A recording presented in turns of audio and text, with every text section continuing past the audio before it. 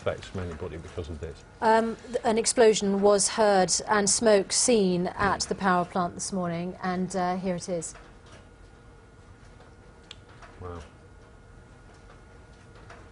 And as we watch that, Malcolm Grimston, what are your thoughts? That's, I mean, still speculating. One possibility of that is a hydrogen-oxygen explosion. That's quite an energetic one, or some sort of chemical explosion from the. You know, they do use oil and other things within the plant, but that's a big explosion. I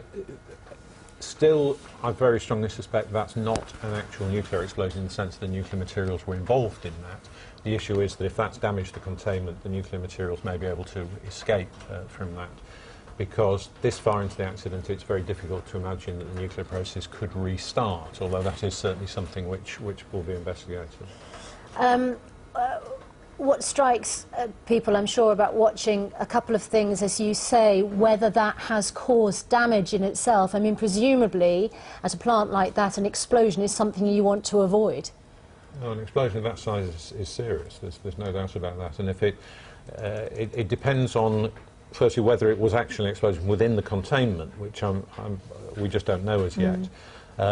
One thing we do know is that if that did involve the nuclear thing, we'll be seeing very high levels of contamination very quickly. So information should be becoming available as to what type of explosion it was. But clearly that's a very energetic explosion to be doing that. We're not looking here at something collapsing because of the effects of the earthquake, which was one possibility, but that's clearly not the case. And we've had pictures of this site before what happened and then afterwards, and after this explosion it appears that we see instead of an intact building, as you would expect, you then see a sort of skeletal structure there where the walls have crumbled, and as you say, we're speculating at this distance and this stage and at this time, but significant damage has been caused. Yeah, I mean, in most plants, the actual working part is built underground, and so anything above the surface is mainly just empty space to allow things like the cranes in maintenance and the like.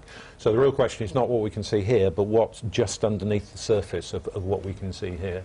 And kind of what I've no doubt they'll start doing is trying to get a view from looking down into the reactor, which and some of those techniques were developed at Chernobyl, where there was some aerial plant with folks looking down, gave a much clearer idea of what was happening. Now, we understand there has been a press conference in the last few minutes. I'm just looking through the wires here at some of the comments that have been made. The official line is that it's not clear if the damaged building housed the reactor. An official said the utility that runs the plant was reporting several workers may have been injured, and we saw the power of that explosion there, which is perhaps not surprising. The big question now, of course, as you were saying, Malcolm, is about the radiation levels. Now, how quickly could that be detected? I mean, would they know immediately? Well, within a few minutes, I'd have thought, because they will have, well, I mean, nuclear scientists of their nature have very sophisticated monitoring, because that's often your early warning as to whether something, not on this scale, but a small anomaly may be happening. So they'll have very sensitive material in real time there, assuming that those